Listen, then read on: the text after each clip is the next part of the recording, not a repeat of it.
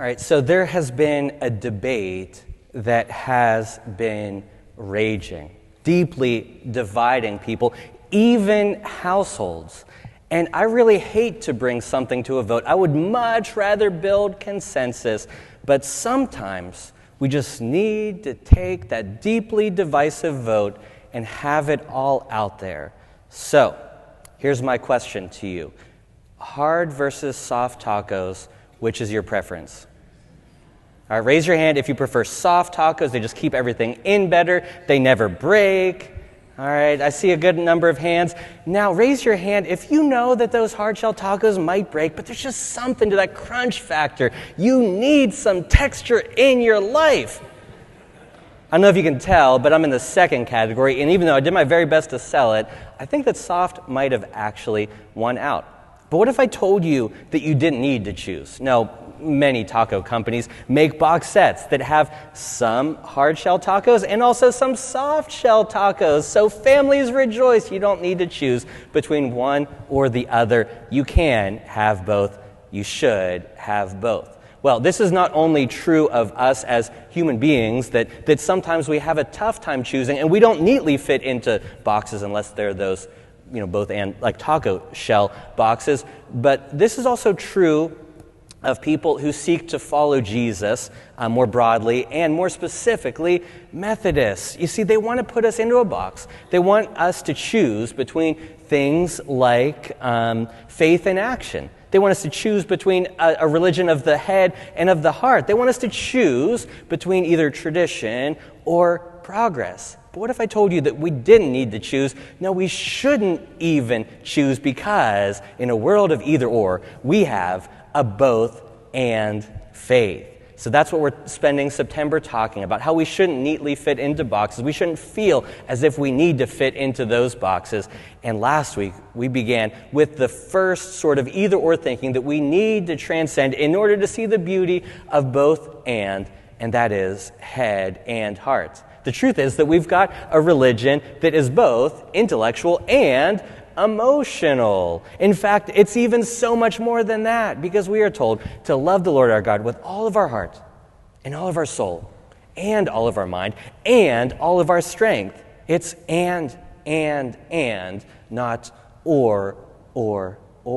Today, what we're going to be talking about is the second either-or worldview that we need to transcend, and that is between faith and action. Some people emphasize a very belief-centric faith, one where you just have to believe the right things and it doesn't really matter what else you do here on earth. Others emphasize a very action-oriented faith to the point where they're doing very good things, but God has kind of left the equation, and the spirituality piece is missing. Now, no one probably better discusses this than the late, great Palmer Seminary professor Ron Sider. I can't believe that this book is 26 years old, but written in 1999. One of his most popular books is called Good News and Good Works. It's the idea that our faith is one of the good news of Jesus Christ, that God so loved the world so that anyone who believes in him will not perish but have eternal life. But our faith is also one of good works, one that compels us to put faith into action, to care for people from womb to tomb, to have a holistic vision of public policy, and to have a moral concern for the poor. It's not one or the other. It is, in fact, both. And to show you just how serious he is about this, he criticizes both those who emphasize a very belief-centric faith and those who emphasize an action-only sort of faith. Now, unless this is your first time hearing the Bible today, you've surely heard verses that will emphasize one or the other, that are very good news focused or very good works focused. But I prefer a much more holistic vision of this. And in fact, Jesus did too. Jesus knew that it was both good news and good works, because you see, whenever he's asked for the greatest commandment, if he could just take it all down to one, 613 commandments down to one, maybe two, something like that, here's what he says. He says, you shall love the Lord your God with all of your heart and all of your soul and all of your mind and all of your strength, and, not or, but and a second is like it. You shall love your neighbor as yourself. Not one or the other, but it is, in fact, both. It needs to be both. Look, I think that some people think that I probably overemphasize this, and to that I say, great. All I need are 4 words to summarize my entire ministry, how I seek to live my life, and dare I say, even the entire Christian faith. Do you know what those 4 words are? Love God and people. It's all about doing those 2 things. Loving God, our vertical relationship, and loving people, our horizontal relationships. That is what it's all about. After all, if Jesus calls something the greatest, then we should probably do more of that particular thing. Now, we don't have a lot of notes on Jesus' family. There's a little bit about his father Joseph before Jesus is born, wondering, should I believe my fiance about this? Why she's pregnant and everything? And a little bit into Jesus' childhood. Jesus' mother Mary is there for the entire time. Throughout his ministry, in fact, she's one of the only people who shows up at the cross. She's there with him, truly from womb to tomb, being concerned with him throughout that entire process. But his brothers and sisters, they're kind of in the background. They don't really have speaking parts until after the resurrection. Then they get fully on board, so much so that they actually wrote a couple of the books of our Bible. James and Jude are, 2 of Jesus' brothers named James and Jude. And so, James in particular really sounds like his brother. If you really read James, they have concern for a lot of the same things. They speak in a lot of the same ways. A lot of the things that Jesus talks about, James kind of elaborates on in his book. And this is one of those cases. Whenever James makes the compelling case that it's not either or, but it's both faith and action. And he begins by asking this striking question: what good is it, my brothers and sisters, if you say you have faith but do not have works? Can that kind of faith save? Well, that kind of faith can't save if we just believe but then don't do anything about it. And if you want an even more startling story, James is about to give it to us. He says, if a brother or sister is naked and lacks daily food, and one of you says to them, go in peace, keep warm, eat your fill, and yet you do not supply their bodily needs, what is the good of that? Now, I've just got to tell you, this passage haunts me. Because for as much as we seek to do good as individuals, and also as churches, this one haunts me, because there are times whenever we're kind of at the end of ourselves, we're at the end of our resources, and we simply need to say, God bless you, and pray that God blesses that individual somewhere else. We simply can't meet the need here, either as individuals or as a church. But every time I say that, every time I'm unable to meet a need, this verse comes to me and keeps me up at night. Now, I don't want you to be haunted by this verse, but I do want you to think about it. I do want you to think about it deeply. I was having a conversation with a church member recently, and he was kind of lamenting how, people used to be so excited for this particular ministry, and, they just don't seem as excited about it any longer. It's been more challenging to get the people to show up, to participate in it.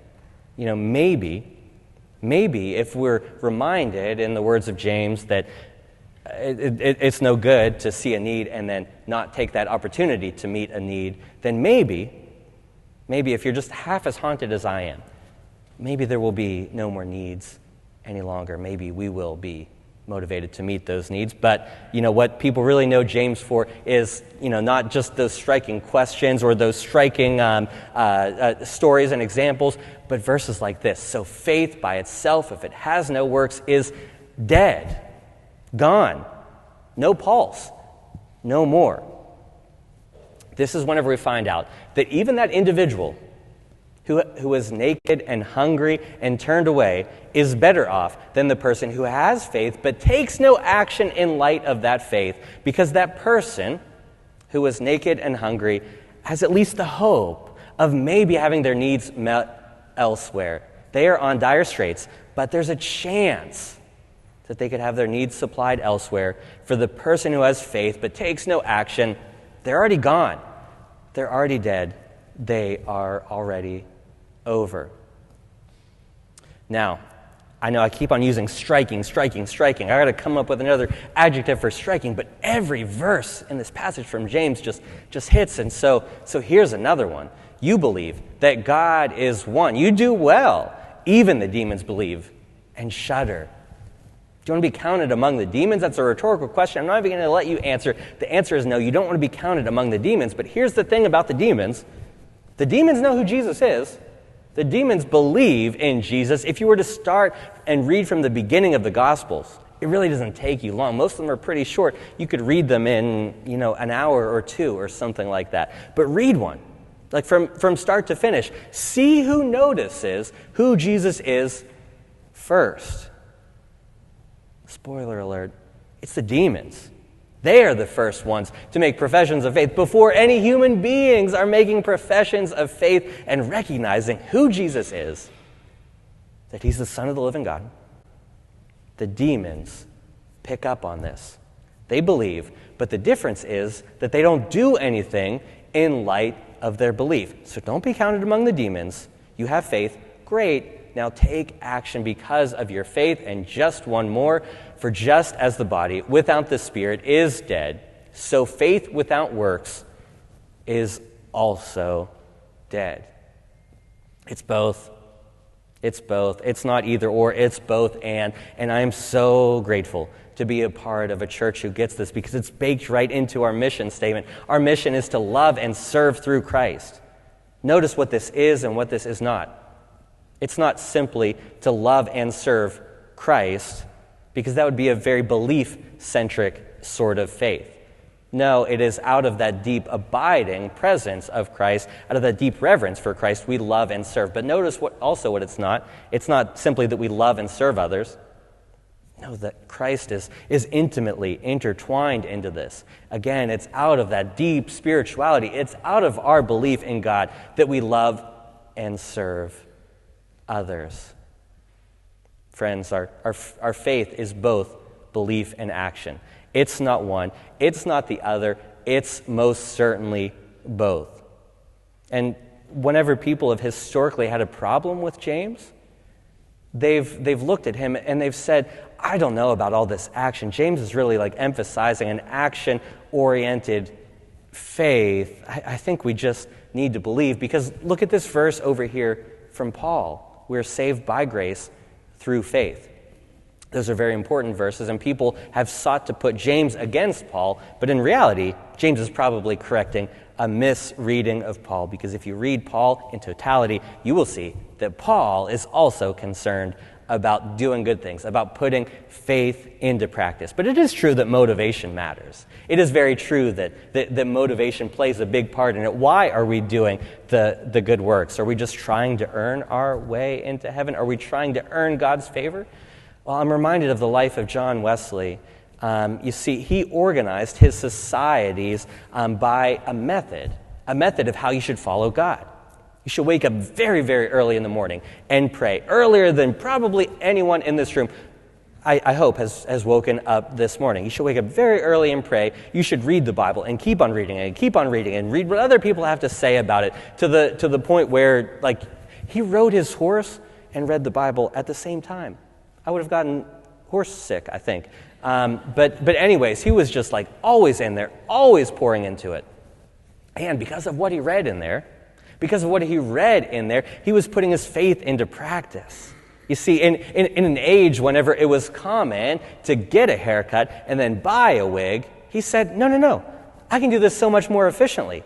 I'm not going to get a haircut. I'm going to let my hair grow out. Then I save the money on the haircut. I save the money on buying a wig, and I've got more money to give to the poor. See, he bucked societal trends so that he could have so much concern for the poor. And if you read his journals, he visited the prisons about every other day, sometimes 4 days per week. He was visiting the prisons, and how many of us have ever visited the prisons? I know that some of you have, but I would say that it's a very, very small percentage of us who have taken that call of Jesus seriously whenever Jesus said, I was in prison and you visited me. But John Wesley took it so incredibly seriously in fighting the ills of his day to the very end, almost until his dying day. He was preaching sermons against slavery. And so John Wesley did so much good, but in the early part of his life, it was to try to earn God's favor. And then all of a sudden his heart was converted one day, and he finally believed, in his late 30s, he finally believed that God could love even him. And guess what he did as a result of that? Well, all of the same stuff that he did before.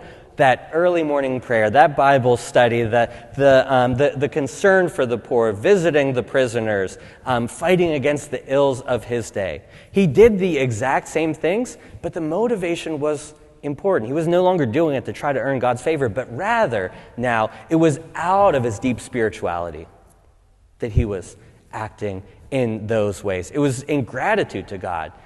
And that's what teaches us that faith in a loving God results in faithful activity. Whenever we have faith, we do things as a result of it. And so, every time there's a national tragedy, which I know there were this week, and they were horrific, but this is really an every week occurrence. Like we've got to realize that there's a pattern here. Every time, the response is very predictable. Thoughts and prayers, which is the right, I believe wholeheartedly, that is the right first step. But then someone who is action-oriented will step in and they'll say, well, I think we need to do something because I don't want this to ever happen again. And then the thoughts and prayers crowd say, how dare you? How could you bring this up at such a time as this? Later. But the funny thing is that later never, ever comes. So what if we took that very appropriate step of thoughts and prayers, but we only made that our first step? We actually took the second step of change and action. Friends, it doesn't have to be either or. We don't need to choose a side. It can, in fact, be both. And in fact, our faith propels us to see the world in a both-and view. It needs us to. Jesus is counting on us. So won't you pray about that with me? Dear Lord, we thank you for our faith that is one of both belief and practice. We have faith in you, and then our lives spill out in faithful activity because of it. We ask that you would build us up for this work, that you would help us to believe, that you would ground us in your truth, that you would help us to pursue the spiritual disciplines, but that then they would lead us to doing things with our hands and our feet, to feeling things with our hearts. And we know that whenever we do this, we will be following in the example of your Son, Jesus Christ, who taught us to pray, saying, Our Father, who art in heaven, hallowed be thy name. Thy kingdom come, thy will be done, on earth as it is in heaven. Give us this day our daily bread, and forgive us our trespasses, as we forgive those who trespass against us. And lead us not into temptation, but deliver us from evil. For thine is the kingdom, and the power, and the glory, forever and ever. Amen.